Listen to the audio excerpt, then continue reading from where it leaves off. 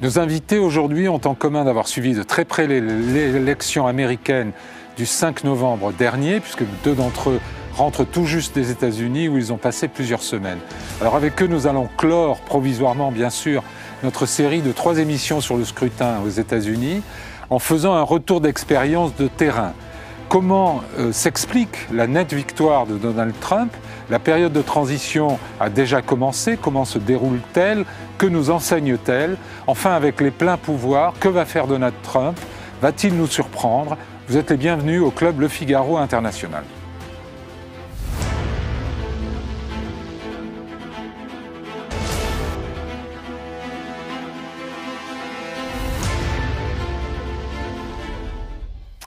Laure Mandeville, vous êtes grand reporter au service international du Figaro, ancienne correspondante en Russie et aux États-Unis, un pays d'où vous nous avez envoyé des chroniques de campagne jusqu'à l'élection du 5 novembre et où vous aviez aussi réalisé une série en 6 épisodes l'été dernier sur la planète Trump.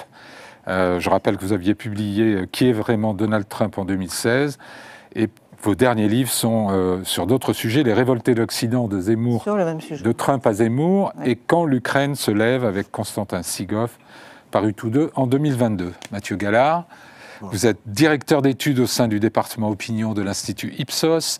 À ce titre, vous suivez de près les évolutions de la politique et de la société en France, bien sûr, mais aussi en Europe et aux États-Unis, où vous avez produit une analyse de l'élection présidentielle que nous retrouverons demain dans les pages du Figaro.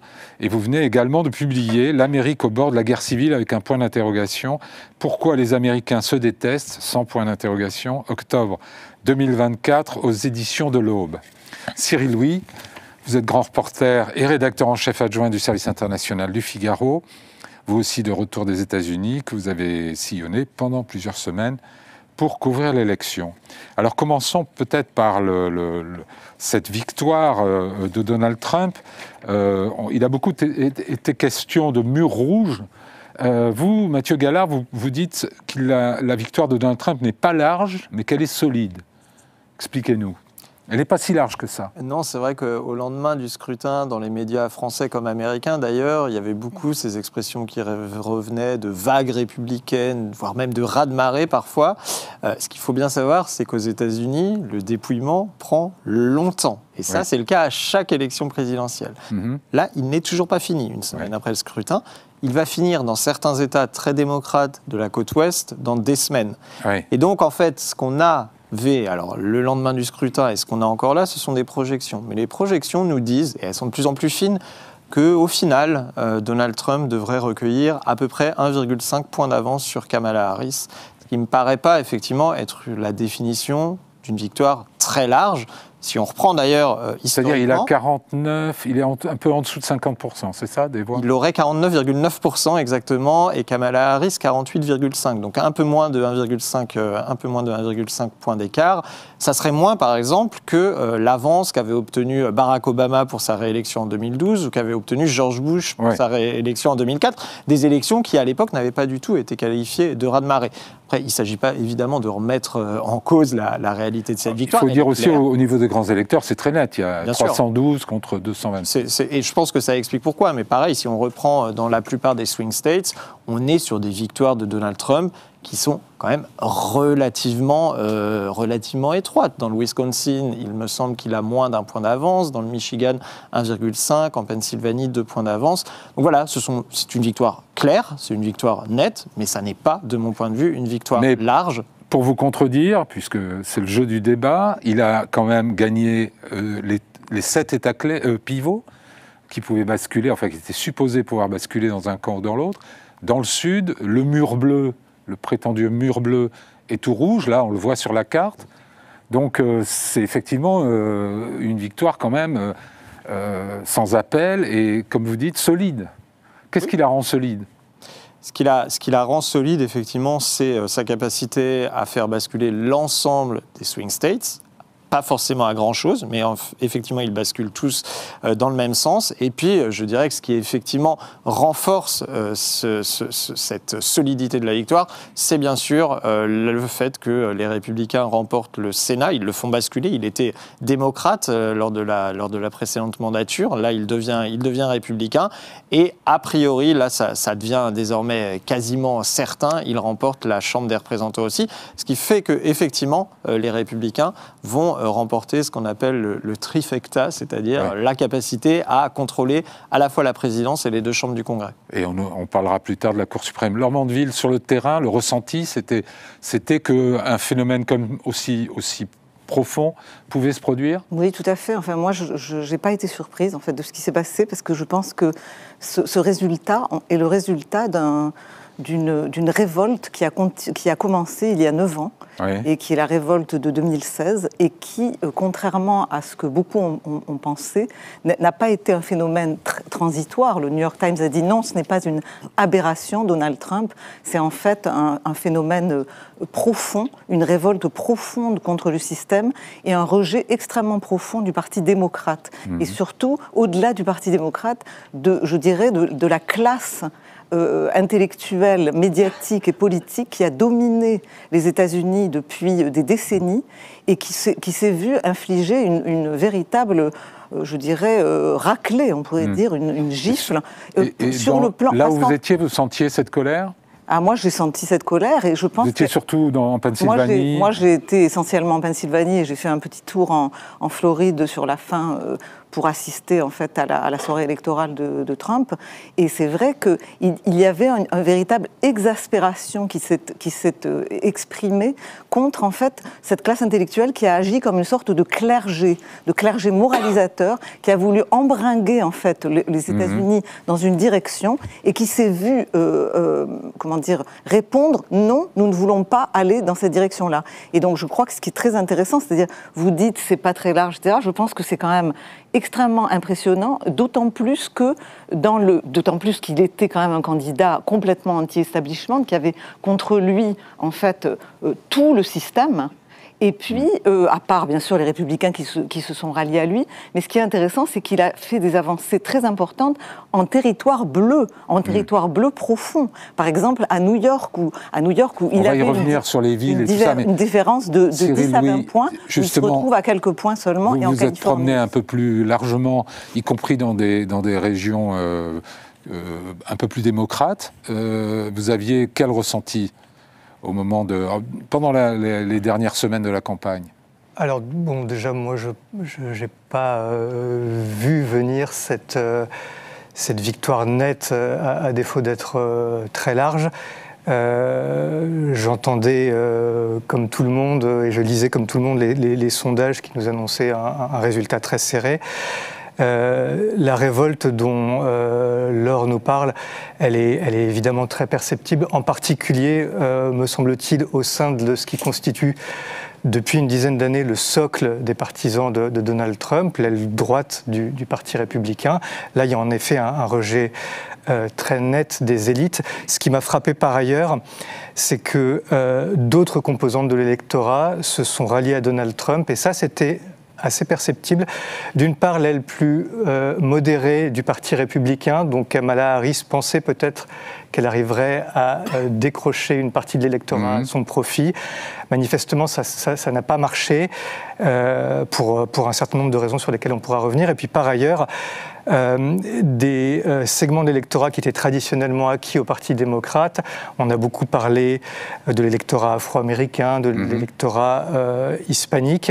Et dans ces deux secteurs, il était perceptible que notamment les jeunes hommes, pas seulement, mais notamment les jeunes hommes, étaient très préoccupés par des considérations économiques, ce qu'on appelle bread and butter en anglais, le pain et le beurre, les denrées de première nécessité. Ce sont des gens qui ont manifestement beaucoup souffert de l'inflation ces 3 dernières années et qui faisaient davantage confiance à Donald Trump, qu'ils décrivent comme un businessman efficace, capable, pour régler ce problème de pouvoir d'achat. Dans le détail, Mathieu Gallard, ça donne quoi cette relation avec la situation économique, le rejet des démocrates ou d'une idéologie dominante? Ce qui me semble vraiment être la raison fondamentale de la victoire de Trump, c'est la situation économique, le mécontentement des Américains vis-à-vis de la situation économique, qu'ils imputent assez logiquement à l'administration sortante et à sa représentante Kamala Harris. Et dans votre analyse, vous soulignez que c'est surtout vrai chez les latinos, alors, plus encore effectivement, que dans le vote afro-américain. Quand on regarde globalement, que ce soit au niveau géographique ou au niveau socio-démographique, on voit que le vote, finalement, l'évolution du vote Trump, elle se retrouve à peu près à tous les endroits autour de 2, 3, 4 points, c'est-à-dire sa progression au niveau national.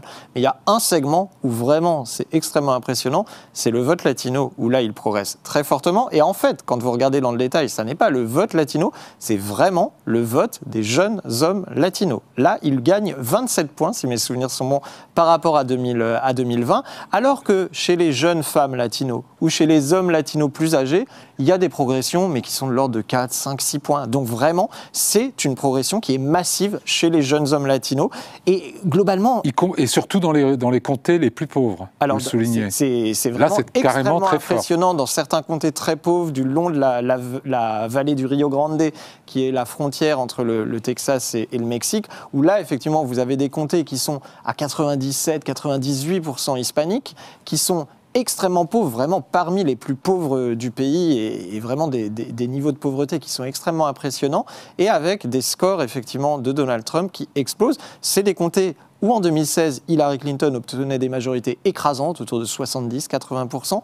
En 2020, déjà, il y avait eu une forte érosion et là, souvent, ces comtés, pour la première fois depuis plus de 100-150 ans, basculent dans le camp républicain. Et alors, j'ai lu votre analyse. Comment expliquez-vous que cette relation entre la pauvreté, le niveau de développement économique et le vote pour Donald Trump ne se reflète pas de la même manière dans les autres catégories de la population, ou en tout cas de manière moins flagrante chez les Afro-Américains ou même chez les électeurs blancs? Oui, c'est vrai qu'on a beaucoup parlé aussi des Afro-Américains pendant la campagne qui basculeraient chez les Républicains. En fait, on ne le voit franchement que très, très marginalement.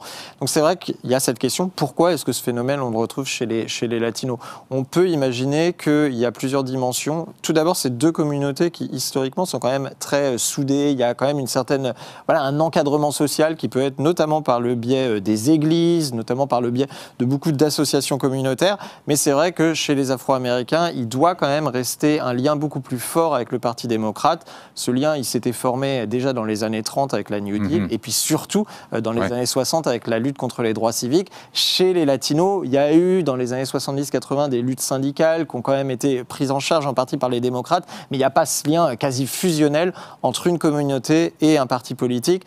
Donc ce qui fait que l'érosion, voire même l'effondrement en fait du vote démocrate, il se retrouve avant tout chez les Latinos, ce qui ne veut pas dire que dans les élections à venir, on ne retrouve pas finalement les mêmes tendances. Alors on avait dit que les hommes noirs, par exemple, étaient attirés par le machisme de Trump, que c'est quelque chose que vous avez observé. Absolument, il y a quand même un mouvement qui est très sensible et qui, quand on connaît en fait l'histoire des États-Unis et le lien effectivement étroit entre la communauté afro-américaine à cause des droits civiques et le Parti démocrate depuis les années 60, on voit bien en fait que le mouvement chez les jeunes hommes noirs vers Trump, c'est un mouvement complètement nouveau et assez historique, puisque vous avez 20% de cette catégorie qui va vers lui, et ça a une signification précise. Et il me semble que ce qu'il faudrait ajouter, c'est que la question en fait du vote latino et d'une partie et de cette amorce en fait d'affranchissement des Afro-Américains du Parti démocrate, c'est dû au fait que bien sûr il y a la question économique qui est très importante, mais il y a la question de l'immigration. C'est-à-dire qu'en fait, aujourd'hui, il y a une partie substantielle des démocrates qui ne veulent plus qu'on fasse l'équation entre ouverture totale des frontières et question de l'immigration. C'est-à-dire qu'en fait, une majorité d'Américains, de 70%, est en faveur d'un contrôle des frontières extrêmement ferme, extrêmement serré, et d'une immigration légale. C'est-à-dire qu'en fait, ils ne renoncent pas du tout à l'idée d'une immigration. C'est un peuple c'est une nation qui est basée sur l'immigration. Mais ils veulent un phénomène légal et contrôlé. Et donc, ils étaient très en colère qu'on puisse lier la question de la fermeture de la frontière à une question de racisme. Oui, et donc pourtant, il y a eu une déconnexion. Il n'y a jamais eu autant d'expulsions d'illégaux que sous Joe Biden, apparemment. C'est surtout le discours des républicains. D'abord, je n'en suis pas sûre qu'il n'y ait eu jamais autant d'expulsions. Apparemment, ce sont les statistiques officielles. Ce qui s'est passé, c'est que quand Trump a terminé son mandat en 2020, la question de l'immigration était à peu près contrôlée à la frontière. C'est-à-dire il y avait des passages, évidemment, parce que cette immigration ne s'arrête pas, mais qu'il y avait un contrôle beaucoup plus important. Et quand Biden arrive, il dit « je remets en cause tous les décrets signés ». Donc il y a eu un appel d'air. Et il a dit « je ne suis pas d'accord, nous devons être un pays ouvert, etc. » Et à ce moment-là, on a un afflux absolument colossal de centaines de milliers de gens qui se ruent à la frontière, et ce qui va faire un afflux sur 4 ans de, je ne sais pas, on parle de 10 millions de personnes qui auraient passé la frontière. Il y en a qui sont repartis. 10 millions. Oui, on parle de 8 à 10 millions. Je n'ai pas vu ce chiffre, mais bon. Absolument, il était absolument partout. Trump a même dit des dizaines de millions, mais je ne sais pas si en réalité on a des... On a des vraies statistiques. Par définition, les clandestins... Et il y a eu en tout cas un afflux visible pour une très grande partie de la population, de milliers et de milliers de migrants illégaux dans les grandes villes et plus petites villes des États-Unis, qui a aussi constitué un irritant et un facteur de basculement en fait de ce vote. Les gens ont le sentiment qu'il y avait une perte de contrôle. C'est un sujet qui est beaucoup venu dans les conversations que vous avez pu avoir avec les Américains que vous avez rencontrés. C'est un sujet qui revient. Honnêtement, il vient en seconde position derrière les préoccupations économiques et de coût de la vie. Mais c'est tout à fait vrai que c'est un sujet qui revient. Une connexion entre les deux. De manière souvent, comme Laure y fait allusion, relativement nuancée. C'est-à-dire que les gens disent souvent oui, je suis préoccupé par la question de l'immigration, par le fait que la frontière n'est pas contrôlée. Et quand on les relance en leur disant mais est-ce que vous, dans votre quartier, est-ce que vous, dans votre ville, est-ce que vous, dans votre vie personnelle, vous êtes affecté par la présence d'immigrés clandestins, souvent les gens répondent non. Et d'ailleurs, je suis tout à fait favorable à ce que des étrangers puissent venir occuper des emplois que les entreprises américaines ont besoin de pourvoir. Mais clairement, c'est un sujet dans l'esprit des gens, c'était un sujet dans la campagne et c'est un sujet que Donald Trump, de toute façon, s'est appliqué avec beaucoup d'énergie à imposer aussi dans la discussion électorale. Il y a 2 micro-résultats dans votre analyse qui sont intéressants, qui ont attiré mon attention. C'est d'une part le vote arabe, alors du côté de Dearborn qui s'est complètement effondré, qui était en faveur des démocrates, qui s'est complètement effondré. Et vous mentionnez aussi le vote des portoricains dans le Bronx, je crois, ou... Il y a dans le Bronx et il y a certains comtés en Floride où effectivement... Qui n'ont pas été du tout choqués par les déclarations sur l'île de détritus qui flottait au large des États-Unis. Ah, effectivement, c'est deux communautés bien précises qui sont numériquement pas très importantes non plus. Il faut pas surévaluer leur poids, mais qui effectivement, pour les Arabes américains, ont vraiment basculé dans le camp républicain. Donc il y a cette ville dans le Michigan, Dearborn, qui compte à peu près 120 000 habitants, donc ça n'est pas énorme, mais dans lequel effectivement les démocrates faisaient systématiquement environ 60-70% des voix lors des élections précédentes. Là, Donald Trump arrive en tête assez nettement. Kamala Harris est autour de 35-36% des voix. Donc, on voit que les choses changent très fortement. On retrouve d'ailleurs les mêmes tendances dans d'autres régions où les Américains d'origine arabe sont nombreux. Et puis, effectivement, quand on détaille un petit peu le vote des Hispaniques, on l'a beaucoup dit, les Hispaniques, c'est une communauté, mais qui elle-même est évidemment scindée en sous-communautés très, très différentes en termes d'origine, en termes de valeurs et en termes de vote. Mais effectivement, les portoricains, donc, ce qui est un territoire américain, mais dans lequel on ne vote pas pour la présidence. En revanche, si on est portoricain et qu'on s'installe aux États-Unis, là, on a automatiquement le droit de vote. Et dans ce cas-là, dans certains comtés de Floride, les portoricains sont très nombreux, ils représentent environ 1/3 de l'électorat, et ce sont des comtés, effectivement, où le vote, non seulement le vote républicain ne baisse pas par rapport à 2020, mais il progresse même assez nettement. Donc, on constate que, effectivement, toute cette polémique de fin de campagne, elle n'a pas eu d'impact. Et ça, on le voit très bien, d'ailleurs, dans les sondages sortis des urnes, où finalement, si l'élection ne s'était faite qu'auprès des électeurs qui avaient fait leur choix en avance, c'est-à-dire au mois de septembre ou même avant, Kamala Harris aurait gagné. Et la différence, elle se fait sur les électeurs qui font leur choix dans la dernière semaine ou dans les tout derniers jours. Ça existe encore, donc, les indécis Alors, il y en a très peu. Il y en a environ 3, 4, 5%. Mais s'il n'avait pas été là, Kamala Harris aurait été en tête. Mais en revanche, la toute dernière phase de la campagne, contrairement à tout ce qui avait été annoncé, toutes les analyses qui avaient pu être faites, elle semble avoir profité à Donald Trump. Oui, Laure Mandeville, là-dessus. Sur les portoricains, c'est que moi, ce qui m'a frappé en parlant avec les latinos, c'est qu'ils disaient, vous savez, nous, on a le cuir assez épais, les dérapages rhétoriques de Donald Trump, on s'en fiche complètement, on n'est pas des gens victimaires qui nous effarouchons pour si peu. Nous, on regarde les chiffres, les faits, et donc la question économique, la question de l'immigration, les valeurs aussi conservatrices.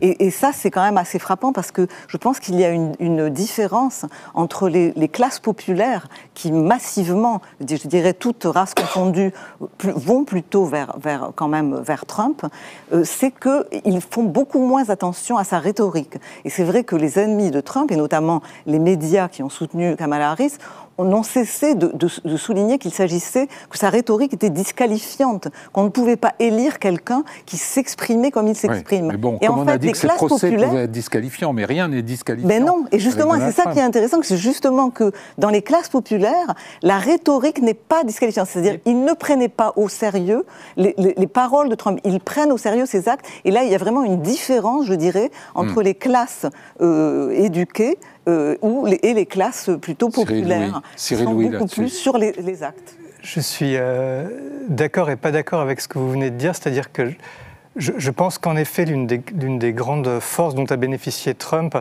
c'est qu'il y a une grande partie des gens qui ont voté pour lui qui étaient incommodés ou pas d'accord avec une partie de sa rhétorique.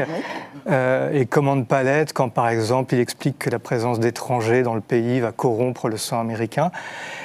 Et en même temps, tous ces gens, à la fin, se sont manifestement dit il n'est pas vraiment sérieux, il faut pas le prendre au pied de la lettre, tout ce qui dit n'est pas dramatique. Et d'ailleurs, on a bien vu que pendant son premier mandat, les choses ne se sont pas passées de façon si catastrophique que cela. Et là où je ne suis pas d'accord avec vous, c'est que je pense que ça ne se cantonne pas aux classes populaires, aux classes les plus modestes. Et moi, j'ai rencontré pas mal d'électeurs républicains, modérés, qui me disaient on n'aime pas la façon dont parle Trump, on n'aime pas un certain nombre de ses excès, on n'est pas d'accord avec tous ses positionnements politiques. Et pourtant, on va voter pour lui parce qu'on considère que c'est le meilleur des deux candidats. Oui, mais ça, moi, je pense que c'est juste. Je dis juste qu'en fait, il y a un rapport très intéressant au verbe de Trump. Qui n'est parce qu'en fait, justement, il y a juste un truc que je voulais dire qui est intéressant, c'est qu'ils disent oui, il dit des choses qui sont parfois fausses ou qui sont grossières, etc. Mais il porte des vérités plus fondamentales que nous soutenons. C'est ça. Ça, c'est ce qu'on dit depuis le début, depuis 2016. Il ne faut pas prendre Trump au mot, il faut le prendre au sérieux. Et les journalistes ont tendance à faire l'inverse. Oui, c'est vrai. Est-ce qu'on peut considérer que Trump est toujours un outsider, alors qu'il est à la tête du plus formidable, finalement, mouvement politique actuel aux États-Unis, le mouvement MAGA, Make America Great Again? Est-ce qu'un poids lourd de la politique, votre avis, Mathieu Gallard, est-ce que c'est un outsider ou est-ce que ça n'est plus ça, c'est autre chose. On avait pour référence son premier mandat, qui ne s'est pas si mal déroulé que ça. Et donc, beaucoup d'électeurs sont allés au-delà de cette rhétorique dont on vient de parler. Je suis bien embêté pour répondre à cette question. D'un côté, évidemment, il a le positionnement, la rhétorique d'un outsider qui se bat effectivement toujours contre le deep state, l'État profond, qui se bat contre les médias, qui se bat contre les élites politico-économico-médiatiques. Ça, c'est une réalité et c'est vraiment le fondement de son discours. Est-ce que c'est pas aussi une posture, en fait ? C'est aussi une posture, ça le devient de plus en plus, parce que ce qui est indéniable par rapport à 2016, c'est que désormais, on a un Donald Trump qui contrôle totalement le Parti républicain. Le Parti républicain est à sa botte. Et le Parti républicain, c'est quand même le parti qui aujourd'hui contrôle le Sénat, qui contrôle probablement la Chambre des représentants, qui contrôle la présidence. Donc effectivement, ce positionnement d'outsider, il risque peut-être d'être quand même un petit peu plus difficile pour Trump à conserver que quand c'était le cas pendant son premier mandat. Mais ça va être d'ailleurs très intéressant de voir comment il réussit à manœuvrer. Évidemment, c'est un homme quand même extrêmement habile, donc ça sera particulièrement intéressant de voir comment ça se déroule. Est-ce que les militants du mouvement MAGA ont soif de vengeance, Cyril Louis, ceux que vous avez croisés? Est-ce que c'est quelque chose qui les motive ou pas du tout, ils sont au-delà de ça? Ouais, non, ils le demandent dans des petits meetings auxquels j'ai assisté. C'est l'une des questions qui revient assez régulièrement. Et on sent à quelques jours du scrutin, moi je me souviens d'avoir senti certains responsables républicains, trumpistes, un peu embarrassés par cette question parce qu'ils sentaient que désormais ils étaient aux portes du pouvoir et donc ils répondaient que ce serait probablement pas la priorité de Donald Trump que d'aller chercher rétribution ou châtiment de ses opposants, que sa façon à lui d'affirmer sa victoire ce serait de faire le bien des gens modestes qui étaient sur le point. Et donc il y avait des débats sur l'opportunité de régler les comptes ou pas. Les gens posaient moi j'ai entendu des gens poser la question, oui. Ouais, qu'est-ce que vous allez faire pour châtier les ceux qui nous ont fait tant de mal torpillé le pays pendant ces 4 ans? Non, moi j'ai pas entendu ça en fait là où j'étais, et c'est pas quelque chose qui revenait comme quelque chose d'important, je ne l'ai pas entendu. J'ai vraiment le sentiment qu'ils attendent que Trump tienne ses promesses, c'est-à-dire priorité, évidemment, relance de l'économie, sceller la frontière, redonner son statut de prestige, c'est-à-dire rétablir le prestige de l'Amérique, surtout un rapport de force dans le monde, pour essayer de mettre fin aux guerres qui nous menacent. La transition a commencé déjà. Il y a un certain nombre de nominations, un certain nombre ont déjà été faites. Il y en a 6, presque 7. On a une secrétaire générale de la Maison-Blanche, Suzy Wiles. On verra les images derrière moi. On a son adjoint, le secrétaire général adjoint de la Maison-Blanche, Stephen Miller. Mike Waltz, conseiller à la sécurité nationale. Marco Rubio, probablement secrétaire d'État. L'annonce devrait avoir lieu dans les heures qui viennent. Elise Stefanik, ambassadrice à l'ONU, Tom Homan, qui retourne à l'immigration et Customs Enforcement, Liz Eldin à l'Agence de protection de l'environnement. Bon, on attend encore pour la défense, le commerce, probablement Bob Lighthizer, etc. Certains revenants de l'ancienne administration, comme Bob Homan ou Stephen Miller ou même Lighthizer. Qu'est-ce que ça vous dit quels sont les premiers enseignements? D'abord, c'est très focalisé sur l'immigration, quand même, Miller, Bob Homan, etc. Moi, ce qui me frappe pour l'instant, dans la forme et le fond, oui, je dirais, premièrement, c'est pas des dingos.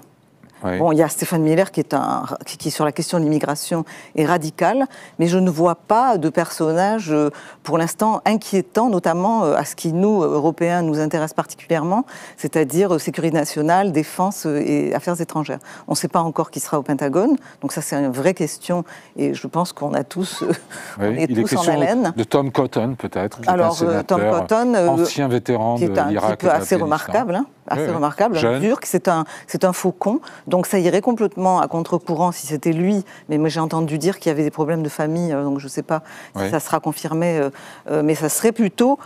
Pour l'instant, moi, qu'est-ce que je vois? Suzy Wiles, c'est quelqu'un qui n'est pas du tout une folle dingue, c'est une femme apparemment extrêmement professionnelle, qui a été... Et qui a tenu la boutique pendant la campagne. Exactement, qui a tenu de manière assez magistrale la boutique de la campagne, qui est une fille équilibrée, de bon sens, et qui a la caractéristique, en fait, d'avoir passé sa vie à mettre de l'ordre dans les caractères impétueux et parfois complètement hors normes et difficiles des gens auxquels elle avait affaire, et notamment parce qu'elle est la fille d'un personnage haut en couleur qui était un personnage important en fait dans la politique en Floride, aussi dans le sport, etc. et qui était un homme très difficile, alcoolique. Et elle a dû gérer en fait son père pendant très longtemps. Et donc elle explique. Elle est capable de gérer Trump. Elle est capable de gérer Trump. C'est ce qu'elle dit en tout cas. Donc ça c'est la première chose. Elle l'a montré. Elle l'a montré, oui, tout à fait. Je pense qu'il est intéressant de voir que si c'est confirmé que Marco Rubio est aux affaires étrangères, très sceptique sur le soutien à l'Ukraine. Oui, il a changé, c'est-à-dire que c'était un faucon, Marco Rubio, dans le passé, un type qui était même un néoconservateur, hein, disons-le, et qui, là, a mis beaucoup d'eau dans son vin, et j'ai vu qu'il avait fait des déclarations tout à fait, oui, dans la ligne de Trump de la campagne, donc on ne sait pas très bien ce que ça va vouloir dire sur l'Ukraine, etc. Mais il y a aussi Mike Waltz, qui n'est pas non plus un isolationniste. Ancien colonel. Pour l'instant, il n'y a pas d'isolationniste qui se dessine. Et personnellement, je pense que c'est plutôt une bonne nouvelle. Ouais. Maintenant, il faut attendre encore. C'est normal que les noms sortent si vite après l'élection. Parce qu'ils ont préparé, hein, c'est-à-dire... Ils se sont préparés. Ils se sont préparés. Oui, c'est la grande différence par rapport à 2016. On le voit, 2016, ça saute aux yeux. On avait bien vu qu'il y avait une préparation totale, tout simplement parce que l'élection de Donald Trump n'avait pas du tout été prévue par sa propre équipe. Là, effectivement, les noms sortent rapidement. C'est des noms qui, effectivement, en tout cas sur la forme, sont solides. C'est-à-dire qu'on sent que c'est des personnalités, pour la plupart, qui sauront gérer les affaires qui leur sont confiées. Donc, effectivement, ça montre bien, mais on l'avait bien senti pendant toute la campagne, que cette campagne, elle est radicalement différente dans le sens où là, Donald Trump arrive avec des idées claires et avec des hommes, des femmes qui sauront effectivement mettre en place ces idées sur le terrain de manière concrète. Alors il y a deux gros points d'interrogation, c'est Robert Kennedy Jr., qui pourrait s'occuper de la santé, soit du ministère, soit d'une agence. Il a déclaré il y a quelques jours qu'il cherchait à remplacer 600 fonctionnaires des services de santé, ce qui est quand même pas mal. Et puis, bien sûr, Elon Musk. Alors, est-ce que ce seront des poids lourds, selon vous, de la prochaine équipe, Cyril Louis? Elon Musk, c'est déjà un poids lourd de l'équipe. J'ai l'impression, il a, semble-t-il, participé à un coup de fil que Donald Trump dit avoir apparemment, avec Volodymyr Zelensky a appelé Donald Trump pour le féliciter, Trump lui a passé Elon Musk. Tout à fait. Donc, il semble voué à occuper une place assez centrale dans le dispositif. Ce que Trump a dit jusqu'à présent, c'est qu'il pourrait prendre la tête d'une espèce de ministère de rationalisation, de rationalisation de l'administration, avec des ambitions assez impressionnantes, parce qu'il veut faire, je crois, 2000 milliards de dollars d'économies et supprimer des centaines de milliers de postes, ce qui ne sera probablement pas indifférent, et qui pourrait d'ailleurs entrer en contradiction avec les objectifs que poursuit Robert Kennedy, puisque celui-ci veut s'atteler aux nombreux problèmes de santé publique qui ont été laissés sans réponse aux États-Unis depuis... Pour rappeler que Robert Kennedy est le fondateur d'une association anti-vaccin. Tout à fait. Il a promis que dans un rôle officiel, il ne serait pas anti-vax. Voilà. Et donc il veut traiter les problèmes de pollution, de nutrition, d'alimentation de la société américaine dans une administration qui a indiqué vouloir revoir à la baisse les moyens du ministère de la Santé notamment. Donc on ne sait pas très bien encore comment tout ça pourrait se faire concrètement. Oui, mais alors il y a deux choses. Sur Robert Fitzgerald Kennedy, moi j'avoue que je n'ai pas d'avis a priori sur Kennedy. Je sais qu'il a été vilipendé par toute la presse américaine parce qu'il était anti-vaccin. Comme conspirationniste, pas seulement sur les vaccins. Mais je dois dire que le discours qu'il a prononcé quand il a été recruté par Trump était un discours d'absolu bon sens, puisqu'il a tout d'un coup mis sur la table un sujet gros comme la maison, aux États-Unis, sans vouloir faire de mauvais jeux de mots, dans un pays qui, par exemple, a un taux d'obésité absolument colossal, où la moitié de la population est en surpoids ou est obèse, et dans lequel il dit il y a un problème majeur dans la manière dont les Américains s'alimentent, il va falloir changer ça, il faut donc investir énormément dans la prévention. Et je crois que là où il pourrait faire des économies, c'est-à-dire qu'au lieu de payer des sommes absolument colossales pour traiter les problèmes d'obésité, de diabète et autres maladies ingérables, extrêmement coûteuses. La prévention serait moins coûteuse, exactement. Certainement. Et donc, il parle de ça, et je pense que là, il y a un énorme sujet de santé publique et d'urgence pour les États-Unis qui avait été complètement abandonné. Pourquoi ? Parce qu'on est dans un pays où les grandes corporations de l'agroalimentaire... Non, mais dans l'agroalimentaire, ont en fait un rôle rôle tellement important qu'on a pu continuer à donner aux gens des voitures sucrées absolument incroyables, etc. Sur l'autre sujet, sur Musk, si je peux dire un mot, Musk, en fait, c'est intéressant il me semble-t-il, à 2 titres. Le premier, c'est un exemple, je crois, vraiment absolument fascinant de la manière dont Trump agit de manière complètement asymétrique. Il a fait rentrer dans le jeu, pendant sa campagne, un personnage qui, comme vous le savez, est un électron libre absolu, avec une puissance de feu colossale, qui lui a amené une sorte de boost incroyable dans sa campagne, grâce à Twitter, mais aussi grâce à sa personnalité. Et un peu à ses millions. Ses millions aussi, exactement. Et puis, donc, il amène un élément d'imprévu, de contournement du système qui est intéressant en soi, mais évidemment avec des risques très importants aussi, puisque l'émergence de Musk tout d'un coup associée au coup de fil sur la politique étrangère, ça montre aussi un processus de désinstitutionnalisation de la politique en général, c'est-à-dire rentrent des personnages qui ne sont pas nécessairement préparés exactement à faire face à ce type de problème, et avec une mise à l'écart justement des grandes institutions chargées normalement de ça, plus le fait que quand même l'oligarchie se retrouve évidemment au sommet du pouvoir.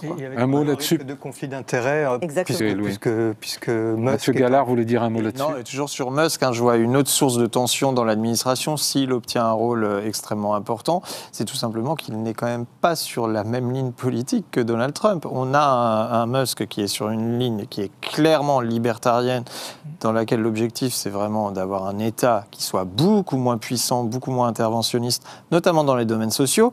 Je ne suis pas certain que l'électorat populaire de Donald Trump, si on lui annonce qu'il y aura des coupes claires dans les budgets de la santé, dans les budgets de la protection sociale, ou si les républicains font ce qu'ils avaient, une partie en tout cas du parti républicain font ce qu'ils avaient déjà tenté lors du premier mandat de Trump, c'est-à-dire de revenir sur certaines dispositions de l'Obamacare, ça soit extrêmement populaire. Donc là, je vois une source de tension entre Musk et un Donald Trump qui, de toute façon, comprend assez bien où est son intérêt électoral. Alors, il y a encore un gros point d'interrogation, évidemment, qui sera de savoir qui sera nommé à la justice, puisqu'on sait qu'il y a toutes les affaires de Trump qui sont peut-être d'ailleurs balayées par cette élection, mais quand même, l'indépendance supposée du département de la justice sera examinée de près. Venons-en un peu à ce que va faire Donald Trump. Est-ce que son programme est clair? Est-ce qu'on sait où on va?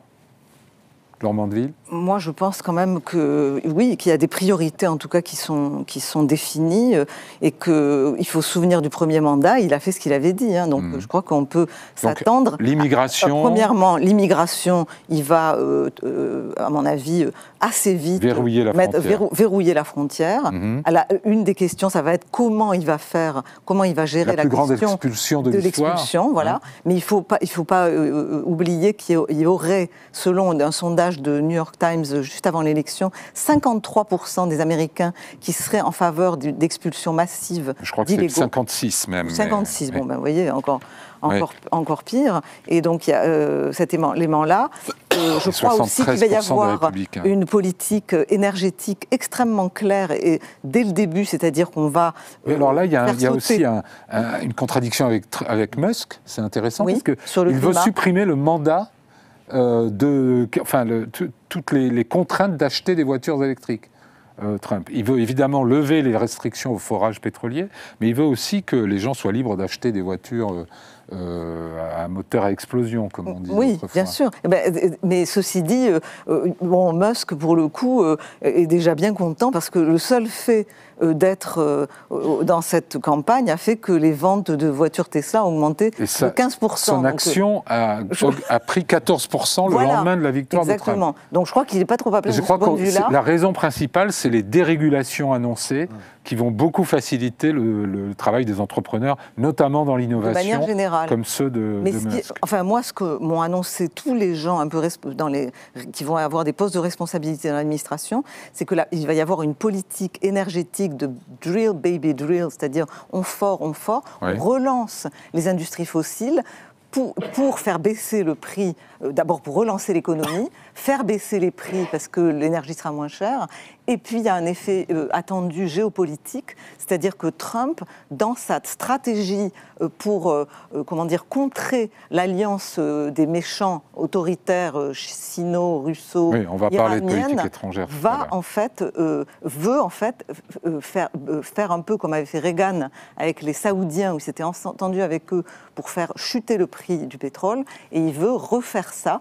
En pensant qu'il aura là un levier très important, parce que c'est vrai que si le prix du pétrole baisse de moitié, la Russie va avoir de sérieux problèmes. Oui, mais enfin, les États-Unis sont exportateurs aussi de gaz et de pétrole, notamment vers l'Europe, donc ils n'ont peut-être pas totalement intérêt à ce que ça s'effondre. Il y a un point qui m'a intéressé, le Washington Post a fait la liste des 200 promesses que Donald Trump avait formulées pour le premier jour de son mandat. 200, c'est beaucoup, mais il y en a quand même 82 qui concernent l'éducation, sur 2 aspects. Arrêter le financement de l'enseignement de toute théorie de la race et des théories du genre. DEI, en fait. Et il y a aussi 25 promesses qui concernent justement, en gros, comme il le dit lui-même, Donald Trump, virer les hommes des vestiaires des filles et des toilettes des filles.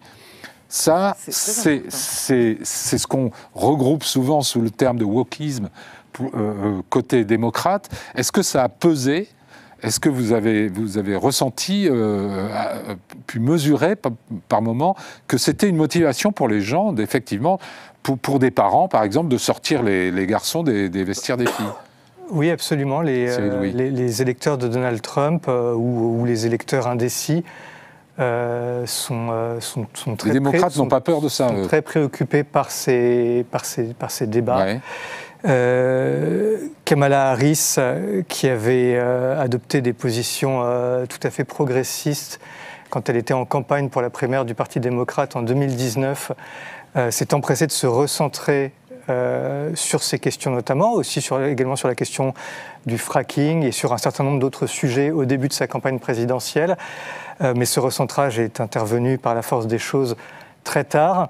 Et ce qui apparaît, c'est qu'elle n'a pas réussi à le faire de manière crédible. Et en particulier, elle n'a pas réussi finalement à dire ce en quoi elle croit vraiment.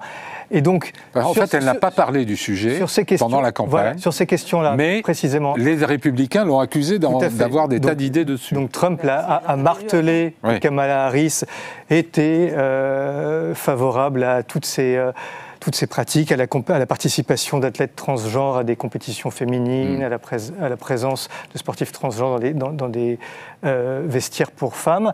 Je ne pense pas que Kamala Harris ait dit un mot qui aille dans ce sens durant cette campagne, mais comme elle n'a pas dit non plus le contraire de manière très claire, elle n'a pas convaincu Est-ce que c'est quelque chose qu'on mesure dans les études d'opinion, Mathieu Gallard ? C'est tous ces sujets, que ce soit le wokisme, que ce soit l'immigration, que ce soit aussi l'avortement, qui a été pour le coup très mis en avant par Kamala Harris dans sa campagne. Moi, j'ai quand même le sentiment que ce ne sont pas vraiment des enjeux qui font basculer des gens. En revanche, c'est des vrais leviers de mobilisation des bases électorales des 2 partis. Effectivement, au sein du Parti républicain, vous interrogez les électeurs vraiment les plus solides, vous allez dans des meetings, les gens vous parlent largement de ces sujets. Et puis, du côté démocrate, on vous parle au contraire largement de l'avortement. Est-ce qu'en revanche, on a parmi ces quelques indécis, je rappelle très peu, 2, 3, 4% grand maximum, beaucoup qui ont basculé sur ces sujets, franchement, quand on regarde les sondages, c'est quand même avant tout l'économie. Moi, je pense que ces sujets-là, ils ont un rôle dans la vie politique américaine, un rôle profond, réel, mais plutôt un rôle vraiment de long terme, de construction des bases électorales des 2 partis, mais pas vraiment un rôle dans lequel vraiment un pourcentage vraiment significatif d'électeurs basculerait d'une élection à l'autre à cause de ces sujets. D'ailleurs, on voit bien, 2016-2020, ça penche du côté démocrate, 2020-2024 du côté des républicains. On ne voit pas pourquoi d'un côté on deviendrait wokiste et on deviendrait anti-wokiste. Laure Mandeville, brièvement là-dessus. Je pense qu'en fait la question culturelle est absolument fondamentale et qu'elle a travaillé le corps électoral en profondeur depuis des années. Mais je pense qu'il y a aujourd'hui une majorité d'Américains qui est en train train de rejeter en fait le wokisme et en train d'envoyer une sorte de signal très clair à cette élite qui a essayé de les emmener dans une direction où ils ne voulaient pas aller. Et je crois que l'histoire des vestiaires et des sports où les boys seraient dans les équipes des filles, tout ça, ça les exaspère. Et en fait, je pense qu'énormément de latinos aussi ont basculé peu à peu sur ces questions-là. C'est quelque chose qui revenait dans toutes les conversations que moi j'ai eues des gens qui votaient pour Trump. Ils mentionnaient cette question-là. Ils étaient aussi scandalisés, par exemple, par l'idée, parce que évidemment, les républicains ont ressorti des déclarations de Kamala Harris datant d'avant la campagne, dans lesquelles elle disait que les gens qui étaient transgenres et qui étaient prisonniers, il fallait qu'on puisse mener les opérations, les transitions qu'ils étaient en train de mener, et que ça devait être payé par l'État. Et donc ça aussi, c'est un truc qui revenait... Ça, c'est un décret de Trump dès le premier jour, arrêter tout financement sur fonds publics des transformations de genre. Et je crois que de manière générale, il y a énormément de familles américaines qui ne veulent plus de la théorie du genre dans les écoles. Ça aussi, c'est quelque chose que j'ai énormément entendu. Ils veulent qu'on revienne, qu'on les laisse. Ils disent, on veut qu'on nous laisse tranquille, que l'école redevienne un lieu où on apprend l'Iliade, me disait une fille, l'Odyssée, et pas la théorie du genre. Et pareil, et vous savez qu'il a promis, et ça c'est quelque chose, à mon avis, de fort, il a promis de démanteler le système de ce qu'on appelle DEI, c'est-à-dire Diversity, Equity and Inclusion. Donc la diversité, y compris l'équité et l'inclusion.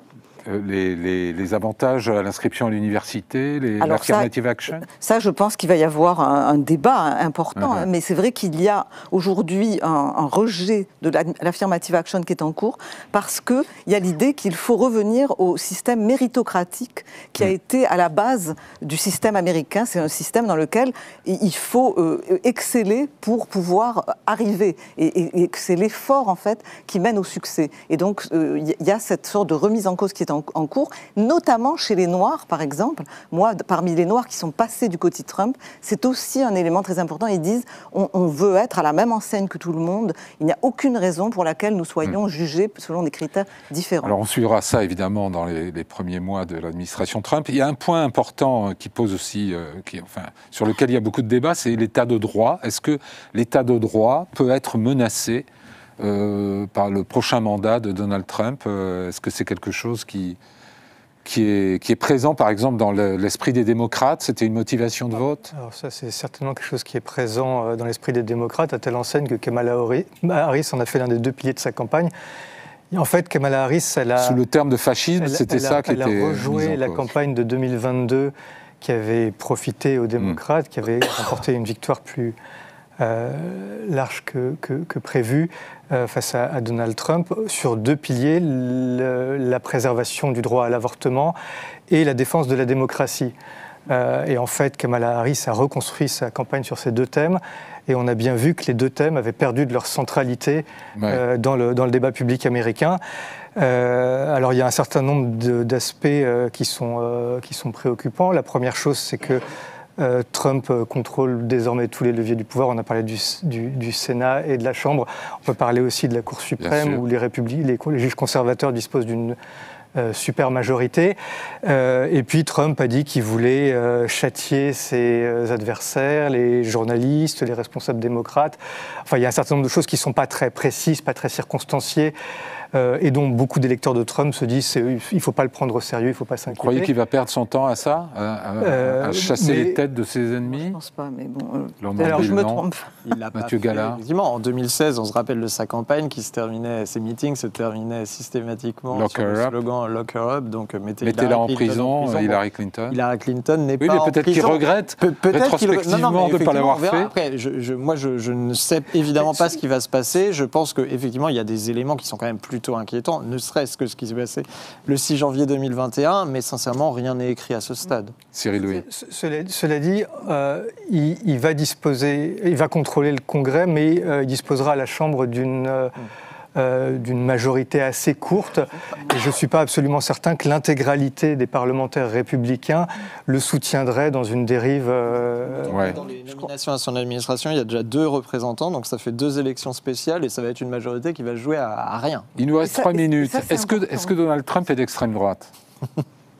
Moi, en fait, je pense que ce terme, dans le cadre américain, ne veut pas dire ne veut rien dire.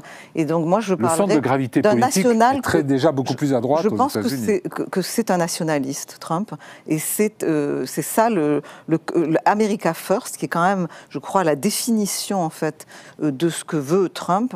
C'est le nationalisme américain. Mais America First, c'est pas le cas de tous les présidents. Tous les présidents. Lui n'est pas conservateur, donc c'est ça qui est amusant. Tous les présidents ont toujours appliqué l'America First. Oui, mais c'est vrai que depuis 1991, avec la question de la globalisation, vous avez eu en fait des élites qui sont en fait dénationalisées en grande partie aux États-Unis, et c'est ça en réalité l'explication de la révolte trumpiste. C'est le retour au national. Il nous reste à peine plus de 2 minutes. Quelques mots sur la politique étrangère. À quoi faut-il s'attendre ? Qui veut se lancer là-dessus, sur la Russie et l'Ukraine, puisqu'il y a déjà eu une quinzaine de coups de fil avec des dirigeants étrangers. Alors, la question, y a-t-il eu un coup de fil avec Poutine ? Le Washington Post dit que oui. Mais le Kremlin dit que non. Ce qui est intéressant, parce que peut-être qu'ils n'étaient pas contents du coup de fil. Et dans ce coup de fil, Donald Trump aurait demandé à Poutine de ne pas en rajouter dans l'escalade en Ukraine. Apparemment, il l'a un peu mis en garde, d'après ce que je comprends, ce qui a été rapporté par le Washington Post, puisqu'il dit qu'il a précisé, il a rappelé que l'Amérique disposait de forces militaires déployées en Europe, ce qui est une forme d'avertissement. C'est pour ça que je crois qu'on est tous en haleine, puisque nous ne savons pas ce qu'il va faire, et qu'il y a aujourd'hui 2 factions à l'intérieur de l'équipe de Trump qui se combattent et qui, toutes 2, disent ça va être la paix par la force, mais vous avez la faction isolationniste qui insiste sur le mot paix et la faction réganienne qui insiste sur le mot force. Et donc la question, c'est que va faire exactement Donald Trump ? Je pense que c'est un homme qui... c'est vrai qu'il y a des choses inquiétantes dans les déclarations qu'il a faites pendant sa campagne. Il y a son fils qui dit à Zelensky, dans 38 jours, tu n'auras plus ton argent de poche. Donc des choses qui sont préoccupantes, je dirais, et moi qui m'inquiète beaucoup. Mais il y a aussi un instinct du rapport de force qui est chez lui. Et donc, ce qu'il a fait pendant son premier mandat, qui n'a pas été du tout, finalement, sympathique pour Poutine. Et donc, j'espère que, de toute façon, la logique de la confrontation entre les États-Unis et cette alliance des dictatures fera qu'il sera obligé d'adopter une position de fermeté. On doit conclure. Il y a plein de sujets de politique étrangère qu'on aurait pu aborder et qu'on abordera un jour. Je voudrais juste qu'on regarde l'état de l'opinion des Français. Il y a eu un sondage dans le Figaro sur Trump et sur le pessimisme. 76% des Français ont une mauvaise opinion de Donald Trump. Et ils sont majoritaires à penser qu'il sera mauvais pour le monde, mauvais pour l'Ukraine, mauvais pour le Proche-Orient, mauvais pour l'environnement. Alors, évidemment, on verra ce que donne le résultat de son mandat, mais dernier tour de table par oui, d'un mot, optimiste ou pessimiste, Laure Mandeville ? Non, moi je ne suis pas totalement en accord avec cette opinion qui est... Alors donc plutôt optimiste. Voilà, je suis... Mathieu Gallard, optimiste ou pessimiste ? Pas très optimiste. Pas très optimiste. Cyril Louis ? Plutôt pessimiste. Plutôt pessimiste, voilà. On a tout le panel des opinions réunis sur ce plateau. Merci beaucoup de vos analyses. Merci à vous de nous avoir suivis. Je vous retrouve la semaine prochaine. Très bonne semaine à tous.